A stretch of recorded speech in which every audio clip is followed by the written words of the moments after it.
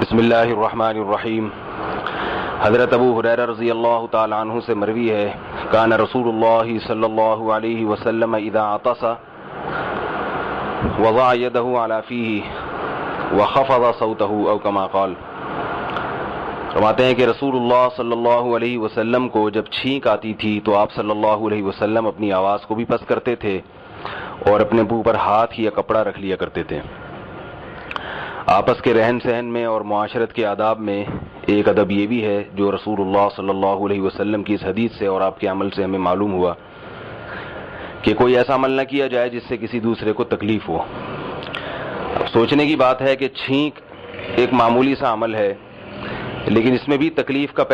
دو پہلو تکلیف کے نکل سکتے تھے۔ ایک یہ کہ آپ کی آواز سے دوسرے کو تکلیف ہو،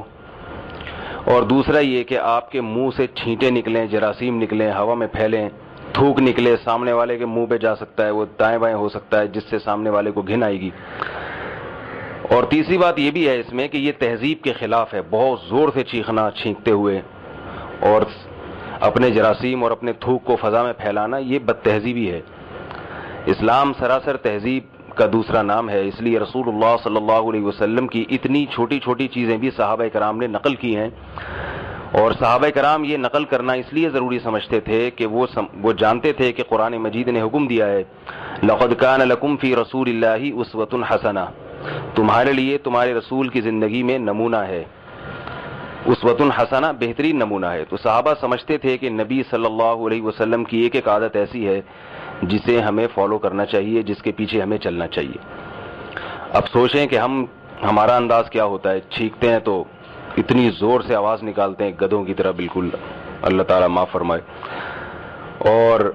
میں اکثر یہ کہتا ہوں چھینکنے سے منہ سے تھوک نکلنے کا امکان کم ہوتا ہے، اس معمولی سے امکان کے باوجود منہ پہ ہاتھ رکھنے کا حکم ہے، تو کیا اس کی شریعت اجازت دیتی ہے کہ کسی مسلمان کے سامنے آپ اس کے قریب تھوکیں؟ اکثر دیکھا ہے وضو خانوں میں لوگ وضو کر رہے ہیں اور ماشاءاللہ نمازی بھائی اتنا بڑا بلغم کا تھپیڑا نکال کے سامنے پھینکتے ہیں، انہیں یہ احساس نہیں ہوتا کہ سامنے والے کو کتنی گھن آئے گی اس عمل سے۔ اگر کچھ کرنا ہے تو ذرا ایک طریقے سے بھی ایک کام ہو سکتا ہے، اس پہ پانی بہایا جا سکتا ہے، لیکن مساجد کے وضو خانے دیکھیں 4-4 6-6 خادم رکھے ہوتے ہیں اس کو دھونے کے لیے، اگر کیونکہ وہ نہ دھوئیں تو 2 دن میں بلکہ ایک نماز کے بعد اس کا حشر خراب ہو جائے گا۔ تو یہ چیزیں، یہ آداب خود بھی سیکھنے کے ہیں، اور جو شادی شدہ افراد ہیں وہ اپنے بچوں کو بھی سکھائیں، اپنے گھروں میں بھی ان چیزوں کی تعلیم دیں کہ نبی صلی اللہ علیہ وسلم نے آپس میں رہنے کے کیسے سخت آداب سکھائے ہیں اور کیسے بہترین آداب سکھائے ہیں۔ اسی میں یہ بھی داخل ہے کہ بعض لوگ مسواک کرتے ہیں سامنے والے کے سامنے منہ کھول کے، وہ آپ سے بات کر رہے ہیں اور آپ مسواک میں لگے ہوئے ہیں، اپنے دانت دکھا رہے ہیں اس کو، اس سے بھی سامنے والے کو گھن آتی ہے۔ اسی طرح بعض لوگ کیا کرتے ہیں، کھانا کھانے کے بعد خلال کرتے ہیں، منہ پہ ہاتھ نہیں رکھتے، رومال نہیں رکھتے، اور کسی آپ سے کوئی بات کر رہا ہے اور آپ اس کے سامنے بیٹھ کے خلال کر رہے ہیں، اسے اپنے پورے دانت دکھا رہے ہیں، ایک دانت کا ایک ریشہ اس میں سے نکلتا ہوا دکھا رہے ہیں، اس سے بھی انسان کو گھن آتی ہے۔ اس میں بھی ادب کا تقاضا یہ ہے کہ یا تو اس موقع پر کسی سے بات چیت کرتے ہوئے آپ خلال نہ کریں، اور اگر کرنا ہے تو منہ پہ کپڑا رکھیں، ہاتھ رکھیں، یا منہ کم از کم نیچے کر لیں۔ اسی میں یہ بھی داخل ہے کہ بعض لوگ کان کا میل نکال رہے ہوتے ہیں کسی کے سامنے بیٹھ کر، تنکا گھما رہے ہیں کان میں اور میل نکال کے دیکھ رہے ہیں، ناک میں انگلی گھما رہے ہیں۔ تو یہ ساری چیزیں اسی حدیث کے مفہوم میں داخل ہیں، اور آپس کے رہن سہن کے آداب میں، تمیز میں، تہذیب میں، انگلش میں جسے ایٹیٹیوڈ کہتے ہیں، ان چیزوں میں یہ چیزیں داخل ہیں کہ آپ دوسرے کا اکرام کریں، کوئی ایسا عمل نہ کریں جس سے لوگوں کو تکلیف ہو